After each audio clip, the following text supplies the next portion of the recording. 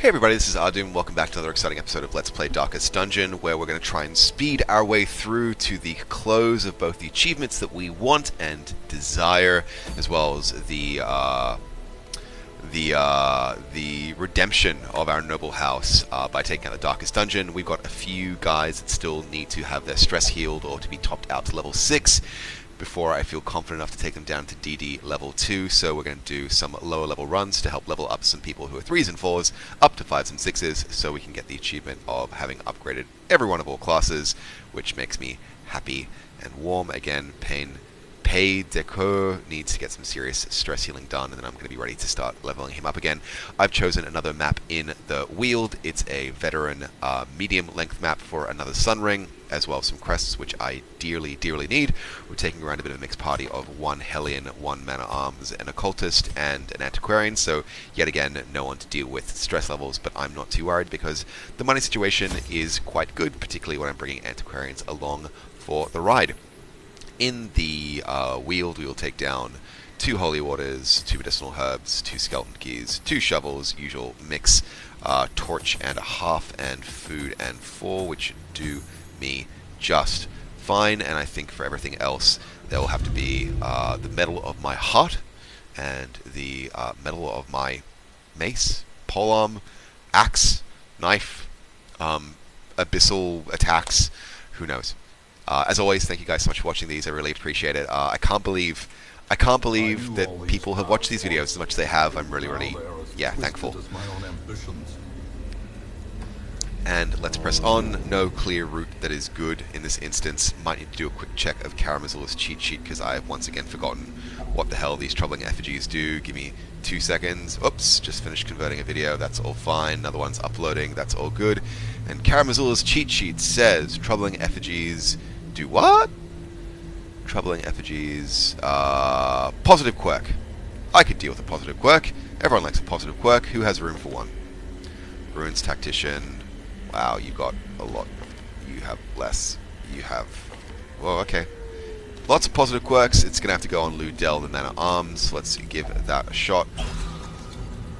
Positive quirk is... Weald Scrounger. What does that do exactly? Okay, extra scouting chance. No walking worries. How are your attacks? Your attacks are everywhere and ever. Good. Yep. All right. All good. Antiquarian on the empty sack. Unfortunately, the empty sack is an empty sack, so it's utterly redundant. Don't know why I commented on that. Pressing on, we'll take that side fork, just because we have to explore 90% of rooms, and I want to be as much of a completionist as I can. Another empty sack, unfortunately, but no problems with curios. And an empty room as well. But scouting kicks in, and we know we have a corridor battle and a battle room coming up. I'm actually really, really psyched for Crimson Court release. As much as I've never actually finished this game, I'm still looking forward to new content. I kind of played this game to frustration, to rage quit, to desolation so many times. Yeah, I'm looking forward to finishing on this playthrough, but I'm also looking forward to getting started on a new game with some new characters. So we have a Ghoul and a Crone. It's the Crone that we want to focus on in the interim. Her move resist is very low, and so I've got a good confidence this is going to work. Crit for 11. And the move takes, so we might just well be able to deal with this Crone quickly and effectively. Dodge, okay, no, that happens, Let's try and see what we can do about playing the game in the most tactical sense. Your blight resist is relatively low, so I'm going to go with that to get some rolling damage started. There we go. Blight takes, good. Alright, Man-at-Arms, it's all about you. Fetid Sensor is double dodged. Lovely double dodge. Love a double dodge. Who doesn't love a double dodge? The only thing I like more than a double dodge is a triple dodge. And unfortunately that Hellion is going to be self-healing for some time. Let's take out the Crone though. Crone is gone. And let's keep the pain train rolling on our slavering ghoul friend. Self-heal and take care of your bleeds, please. Nice. Alright, that's taking care of the cultist. is the best move on the part of the occultist? Abyssal Artillery could do a minor amount of damage. You have a pretty decent amount of hit points that I'd like to heal, so let's do that. A up and a bleed is put in place, but actually that's really complimentary for the Hellion. Stress attack drops, and I'm going to up my torch levels because I can't remember which trinkets have who and what and where. We'll try and look at activating a riposte, or I could just start doing some actual damage. Could try and stun him as well. Chance that's pretty low, but no, we'll activate Retribution. Boom, 1 damage, and let's see how we do with that riposte and mark active. In the Hellion's turn, we will take care of that bleed damage, and she is fully topped off, which is just fine in my books. We'll drop another Blight on the back row here. Again, it's not doing immense damage, but you know, every little bit helps. Every little bit helps. Chance to do some damage here is worthwhile. Move resist is very high though. Alternatively, I can just do some damage. Let's just do some damage. Alright, 7 hit points taken away.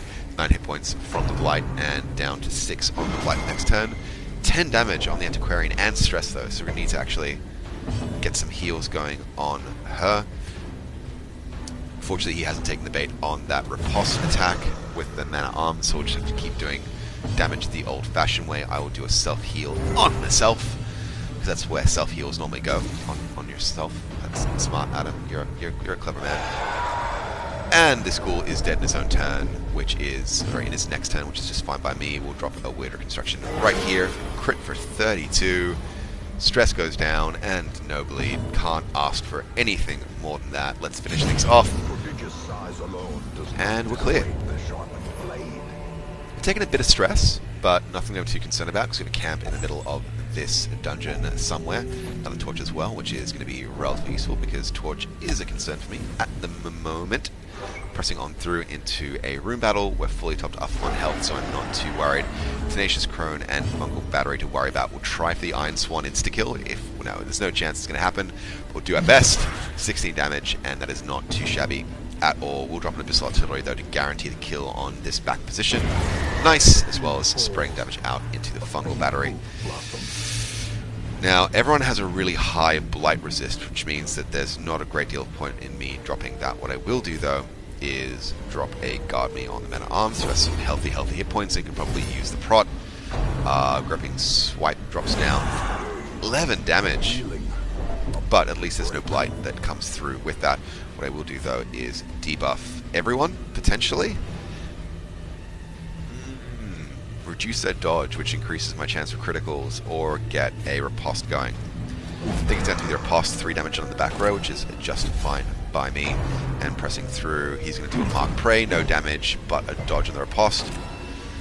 He's double marked now, so that's fine. We're in the marked, dodge, and damage. It's exactly what I want to see, and let's keep things going. Some pretty substantial damage on the Hellion, so we will drop Weird Reconstruction, 10 HP up, and almost topped off. No bleed damage done as well, which is just fine by me.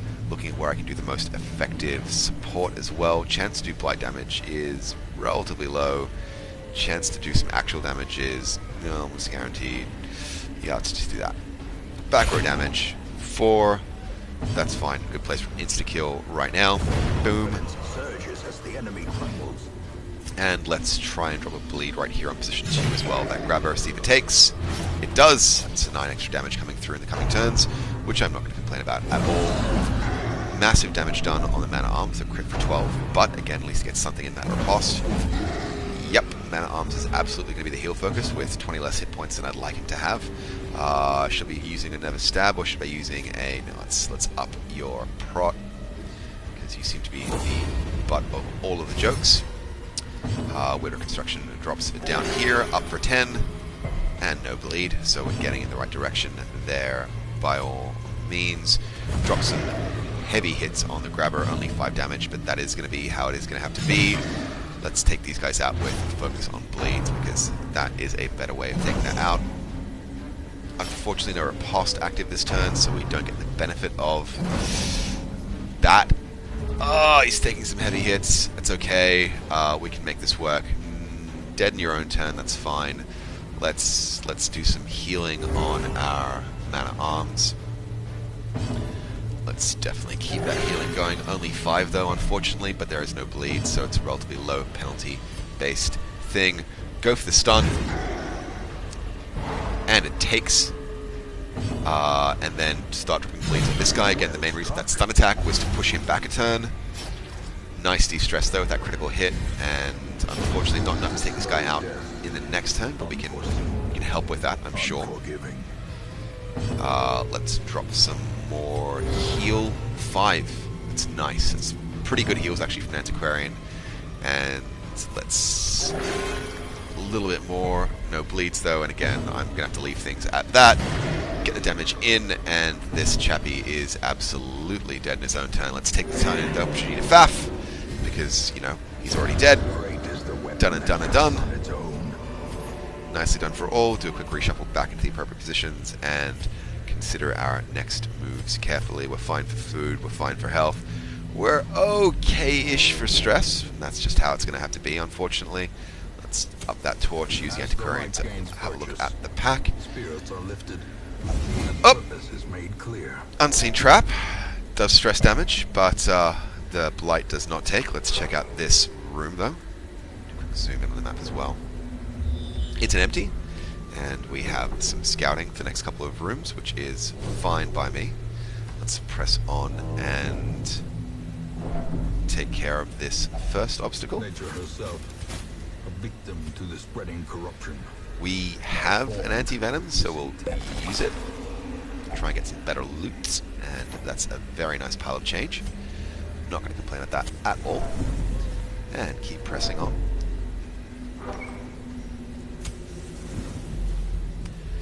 Let's see what we have here. Yep. That's fine, you can... Yeah, I've got no issue with my Antiquarian doing that. That's fine. Hunger check, no problem.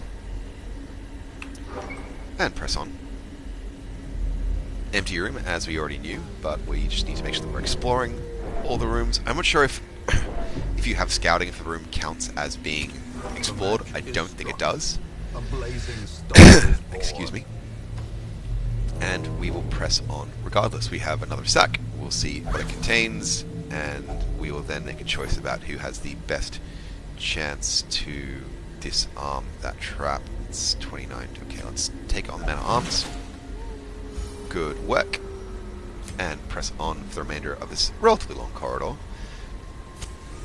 Torch situation is looking a little bit grim. I'm probably going to make some hard calls at some stage, but I'm not too worried at this stage, because we have a giant to deal with, and as everyone knows from past experience, I hate giants. I hate giants so much. Giants are literally the worst. I'm going to start off by Bissell Artillery. Yeah, Bissell Artillery. Beautiful crit and insta-kill right there.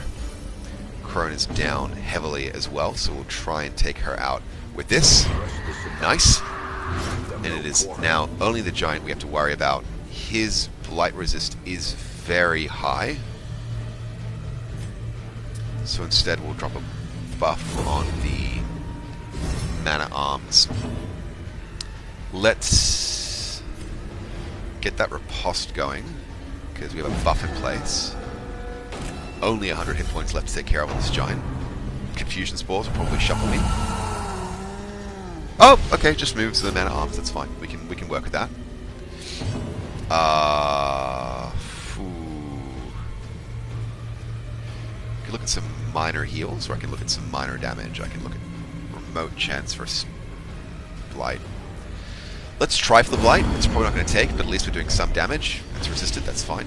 But his blight resist is now reduced, which is the salient thing I wanted to achieve. Let's try and drop a bleed here, which is a much better chance of success. 9 damage, plus 9 damage to come. Can look at a sacrificial stab right here to do some pretty hefty damage. 14 damage is not bad from an occultist. And we will use our turn advancing with man-at-arms. The next attack, though, should be able to... Oh! 26 damage. Jeez. Luis. Can't run a heal with the occultist, though, because he's out of position. So we're just going to have to try and keep doing some damage. It's another 15 there.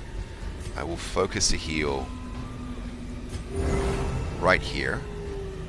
in the hopes that she doesn't get struck again. I will do a rampart though. Chance to stun. 9 damage done, which is no problem there, and that stun has taken, which is fantastic. Gives me some breathing room to drop another bleed in place. Do need to focus heals though, because I need to leave this battle in a good place health-wise. Let's again keep the health coming without consequence. Up to 30. Weird reconstruction right here, only for 4. But there is no bleed. Kind of a disappointing round, to be entirely honest. Let's just drop the crush now. Try and work down those hit points. 3 damage to come from bleeds. Let's make that 6. 17 damage. Fantastic critical, and he's dead. Done and done and done. And done. Unless inordinate exsanguination be considered a virtue. Let's have a bit of a nosh here. Antiquarian on the ancient coffin. Nothing inside, which is just fine. 2 free inventory slots. No scouting, and let's press on.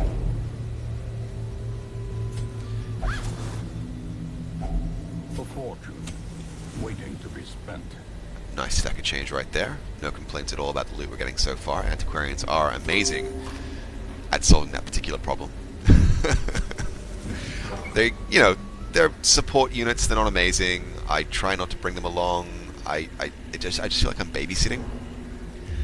I just feel like I'm babysitting with Antiquarians. So yeah, I try and avoid them. But I want to get one to level 6 because there's an achievement. I want to have the achievements all completed before the next stack of achievement drops.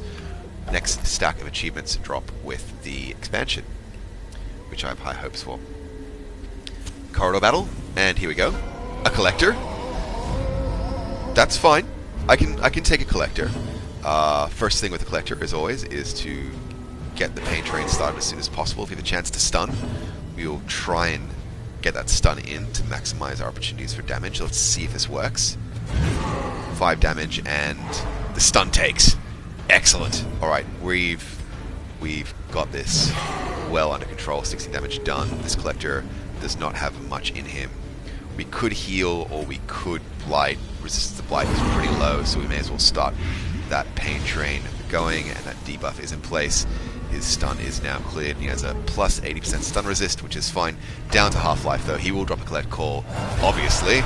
That's clearly the call he's going to be making. Can't get any back row damage because the Helen is out of position, and I cannot move her. What are my odds for an insta-kill? Not amazing. Right, let's start taking out these highwaymen. Insta-kill for 26. Beautiful critical shot, and that's a good amount of stress removed as well. Let's drop a Festering Vapor once again on the back row. Resistance to Blight is 8%, and it is now like 0%. Blight is the way to go. What I will do is a Demon's Pull as well. Yeah, or just a Sacrificial Stab, because they're awesome. Crit for 26! I'm so glad that I chose that, and again, stress levels are just vanishing. 27 life left. Let's go in for a damage or an active riposte. Damage. 14 damage. Collector is down to 13 HP, and let's keep things rolling. Festering Vapors drop down for only 1 damage, but you do have 9 damage coming in your next turn. Let's see if we can deny you a next turn entirely, and yes we can. Fantastic. Just a Vestal and a Highwayman to worry about now, and that puts me in a much more comfortable position. Let's go again for the strike on the Highwayman. Damage only 12, but puts me in a good place. As long as I can prevent him from getting an attack in this turn. Boom! Alright, we've kept everything under control. Everything is totally locked down. I am so happy with how this collector kill is going. I'm always a bit anxious about collector kills. Not this time. We've just... RN Jesus has smiled on us. Seriously? Nice. Trapezahedron. Very happy with that. Very happy with that. Need to dedicate a bit of time, though, on the Hellion to top up her life. But we're entering a battle room now. We might have an opportunity to faff. 4 spiders. You can get really complacent with spiders because... I mean, it looks like we should be able to kill these guys all off, and I do get one and everything else, but they're a bunch of slippery suckers. Like, spiders are often terrible. Just terrible. Sometimes they just get dodge after dodge after dodge, and it makes your life an absolute misery. Chance to blight isn't too bad. Go for that kill there. You are dead in your next turn, so it's just the front row guy, and he dodges again. Not bad. Everything's fine. We're under control. Great dodge. But spiders sometimes, for me, bring just horrible, horrible experiences. Right. Death the sacrificial stab, and we are all good in the hood. Looking at the inventory situation, and portraits are something that I do like having. I think I can afford to drop a jade if I need to. Yes! Done. Okay, Antiquarian, we will use a key to unlock this chest and see what we have. Wow, we really have some decisions to make. Look, let's think on this. Let's think on this. We're pretty early days yet in the dungeon. I do need crests. Those deeds are also attractive. Busts will also be handy. Everything right now will be handy. So let's think things through. That stack of deeds is worth more than 500 to me. Let's use this holy water. Pick up those busts. And shall we take a chance that we will have... What do I need medicinal herbs for? What do I need medicinal herbs for? I need keys. That goes that thing. Medicinal herbs in the weald do carcass only. All right, so we can live without that as well. Done. Done. Done. Done. Done. Done. And this may be the right moment for me to camp because I need the space.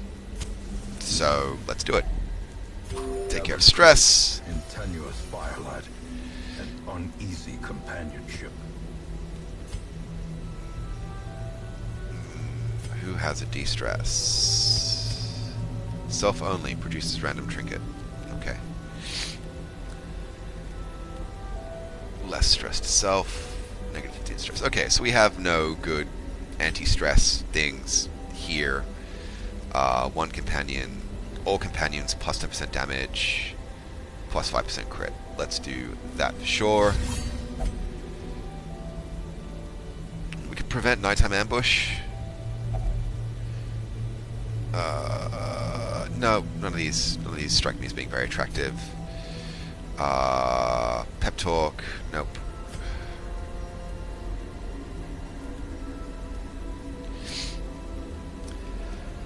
Party, nope. This has been a hard one. Alright, let's buff myself, and let's produce some random trinkets. It's a pretty shit trinket. Alright, that's a once use. And let's drop a everything resist on the Hellion. There we go. The light, the promise of safety. Now, no ambush and a free inventory. That random trinket ability, I'm sure, pays off amazingly for some people. It does not pay off amazingly for me. Let's take a 60%. No, it's not. Let's not. Let's take a 60% chance on the Antiquarian. It does work, and her stress is reduced by 9. Good call. Paid off that time. Good gamble. That's the last of our torch. Some cash and more minor antiques, and let's get into this battle room. I'm sorry, it's not the last of our torch. We have one more left. 2 enchantresses, 2 gladiators, and well, an abyssal artillery. Nicely done. Pretty good damage in play there. Your blight resist is relatively minor, or I can take the chance to get the kill. Pretty remote chance. What to do? Let's just do a stab. Boom. Alright, 1 hit point away from death. We can finish her off with the Man at Arms. Iron Swan back row, and takes care of things very handily. And actually, you have 1 hit point left. Yeah. Get the kill and debuff some, which is just fine by me. Rent for the Old Gods drops to the front row and is dodged handily.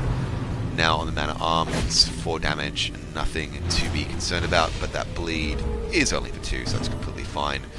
We'll counterattack with a bleed on the same chappies there, just to show them what it feels like. 10 damage plus 9 damage coming through over 3 turns. Try and get him closer to death. No, we'll... blight resist isn't too bad. Let's take that chance there. So 6 damage coming next turn. Not going to worry about our weird reconstruction. What I will do though is sacrificial stab. This isn't a guaranteed kill yet. We need a guaranteed kill. Annihilated. Beautiful critical. And he rants like a lunatic, which is his prerogative. Try and drop a stun in place. And it takes quite handily.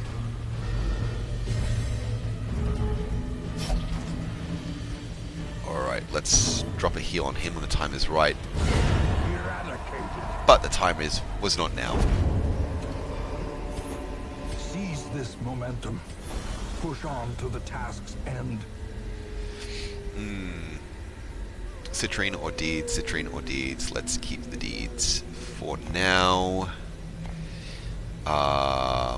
Money's... Yep. Antiquarian on the chest to see what treasures it reveals.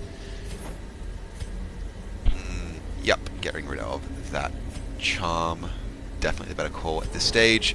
See what scouting shows us. We still need to explore 90% of rooms, do a quick party juggle as well. We have some curios ahead of us, and some empty rooms should be easily handled, I would say. We know that we don't have any more obstacles. Let's... what do we have? Shallow grave. Okay, let's use up that shovel. Nice. Again, do need more crests at this stage, so happy to pick up fat stacks of them. This we know is an empty room. It's an empty corridor for a curio, and then we can be a completionist if we feel like it. Let's see what this curio is and make up our mind from there. Damn it. Got greedy. Nothing to eat. Picked up some stress. That happens.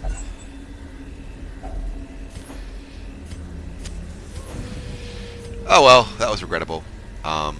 Let's get out of here. Got greedy, got punished. That's how the game goes sometimes, guys. That's how the game goes. The isolation of our troubled estate.